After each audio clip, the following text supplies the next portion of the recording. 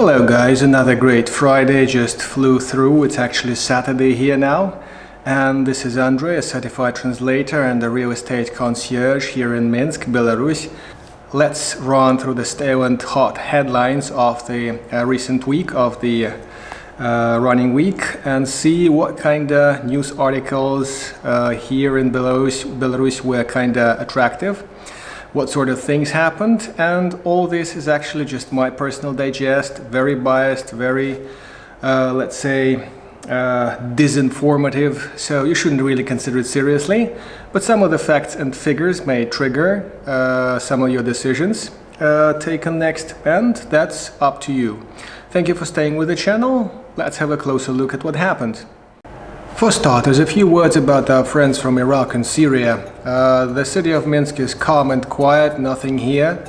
No, accidents or anything related to that. Seems like they're concentrated by the border in the warehouse of the blocked, closed border checkpoint, and that's it. And it's reported there's something like 800 people left, and many of them are opting to board the flights that get them back home to their home countries. Haven't heard of any major accidents or scandals or anything related to that issue. Now the police at the border, in the border area, is kind of investigating who illegally cut the trees and damaged the forests in Belarus. That's a pretty expensive thing to do if you chop trees without any permits. And they are going to look into it now that most of the choppers are basically either on that side or flying back home. That's kind of sweet and effective. The Poles occasionally report a night attack or two on the border, an attempt to trespass, but there's nothing like full-scale war or something like this, so I wouldn't really call it a point of tension. What is about to become a point of tension is a deserter Polish soldier who just turned up on our side and is now being interviewed at the state TV. I won't be troubling you with all the headlines here and all the juicy things that the local TV has to offer. Just two things, just basically one thing that the commenters observed about the guy's interview. In Polish, apparently, kicking somebody or shooting somebody in the head literally sounds the same, or about the same. I don't speak Polish, so whoever was translating that for the official media here mixed up the translation, and they got this pretty ugly picture. Deserter Polish soldier saying that his fellow soldiers are basically shooting volunteers or trespassers or the illegal migrants or something like this. It's very unlikely to be true. Oh, let's see where this charming trick with the Polish soldier will get to. Some of his interviews have been already resliced and redubbed according to following the feedback from the commenters on social networks. Let's see what kind of huge scandal it's gonna turn into, or nothing at all. COVID is still there, is still kicking. Omicron doesn't make a big thing here, and definitely not the original COVID, not the Delta variant. I mean, there's everyday life, people go to shops, there's some corporate party rocking upstairs, no masks, no anything. Vaccines are not enforced anyhow. There is a somewhat guess that they may be in place after February Constitution vote. But that doesn't seem to make sense. So the state is cracking on it at its pace. The healthcare system seems to be handling the cases, and there's 1,600 reported in a day, which may or may not be trustworthy figure, and 16 deaths as always. So it's here, but it's not a problem really. A few words about economy. Economy is going where all the economies are going. I guess they're printing a bit of money and stuff like that. By December the 1st this year, we scored about 27% of the country's GDP of state debt, which amounts to $18.3 billion. The government is thinking to get a $3.5 billion loan, but the prospect for that is pretty dark. The current debt was accumulated since 2008, when the Russian gas and mostly gas price started to go up, and by we scored a little bit of a negative balance. And then there were issues with inflation, as by and by the elections went in a 5-year cycle, and people had to have their salaries, nice salaries that were promised by the government, achieved mostly by giving money away, so the reporters say. As gas price was going up, the potash and other export items that we sell overseas were going down, which led to several drops of the ruble rate down the history line.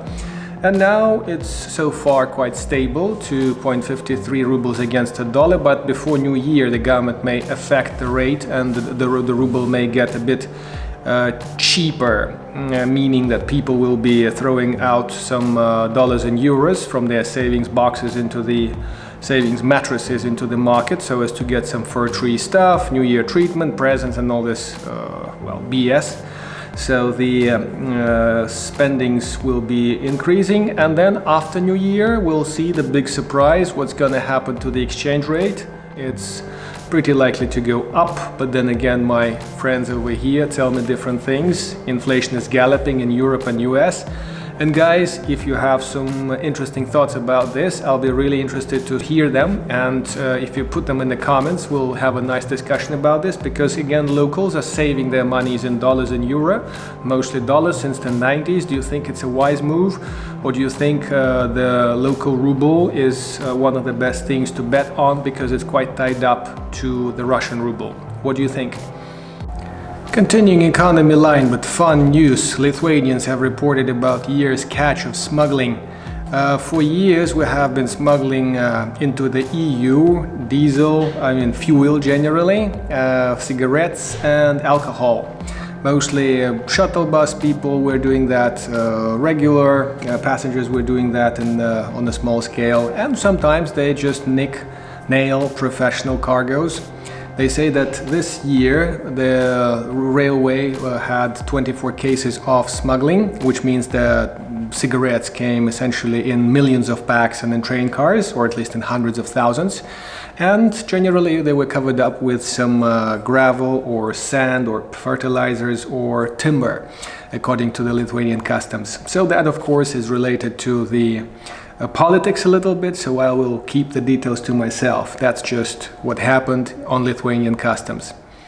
Our neighbors have shortened the validity of PCR tests. That's why the government here launched 3 spots to issue PCR test results immediately, same day. And I'll list those spots down below: bus station and 2 more places which hand out morning results around 17 o'clock the same day, which could be handy if you depart the same day and you didn't arrange a test in time. Apparently our counter sanctions were aimed against Italian and French cheeses and Polish apples and the Spanish meats and some other things which are not quite let's say, diet of an average Belarusian, whose average salary around 450 650 US in Minsk per month. Counter-sanctions also include mineral tablets, pills, and food additives, like active food additives that are generally vitamins, but they were cleared with the customs as food additives, and many of them will not be supplied, and that may hamper different categories of consumers, like glucose-free stuff and cocoa-free stuff. That's for certain groups of people who have allergies. So the counter-sanctions may just affect specific users from certain categories rather than producers or importers or something like that. Basically importers and people here on the ground. We proudly introduce ourselves to the world as an IT country, though at some bureaucratic processes you cannot really notice that. But we have geniuses producing things like MSQRD application and a few others that have rocked the world. That thing for the girls, I forgot the name, I'll put it on the screen, and FLO, I guess, and other apps and software solutions. Unfortunately, 2020 August elections have thinned the population of the IT people. Some of them got scared off or pushed out of the country, and the projects are now flourishing elsewhere overseas.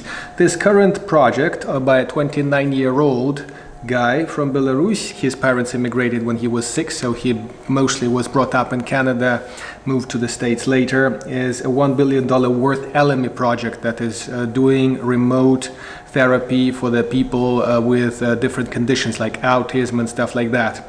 It attracted $1 billion of investment, so that makes it one of the top 700 projects around the world, startups around the world, which is pretty cool. 2022 budget of Belarus has just been adopted with a planned deficit of $2.8 billion. The fact is that the dollar rate has been holding just the way they predicted last year, but some expenses were not foreseen. They have sanctions coming, so the deficit is already planned into the budget.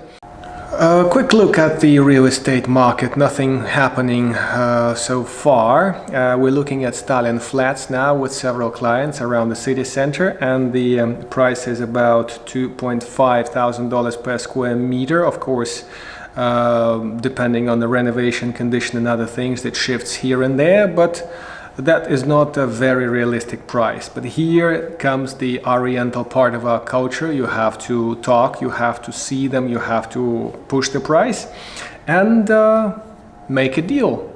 In January, the pricing may change, so I'm always telling people that they should have at least a look and a chat to the sellers, make note of a place and get back to it in a couple of months, and it may get cheaper. $7,000, $8,000, $9,000 houses are still available a short distance away from Minsk, about 1 hour ride. Anything closer would not cost cheaper than $15,000. Like half-hour ride away, not even 25. So that's a different matter.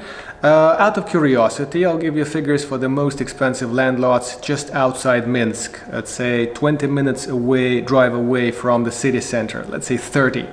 The cheapest landlot that was sold off an auction, and all of them go off an auction to locals.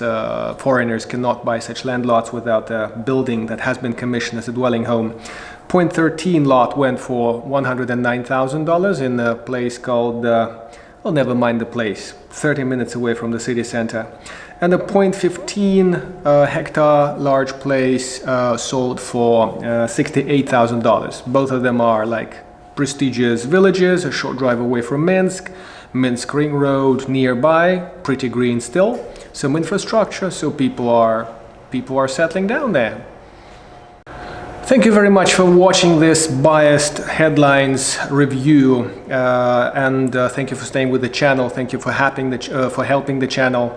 Christmas is coming. We have 2 Christmases. We're a super democratic country in terms of holidays. And ask your questions, leave your comments underneath, press a like, press a dislike, whatever you wish. The army of idiots that were pressing some 20-30 dislikes have run away because YouTube now blocks the count of dislikes under the videos, so they got different things on their hands. God bless, we can now see how popular my videos really are, or not popular. I'm not perfect, guys. Holidays are approaching, so I'll get you some more highlights of Minsk, hopefully some positive news. It was a pleasure talking to you guys. Thank you for staying with the channel. Travel safely, stay safe, and cheers from Minsk. See you here.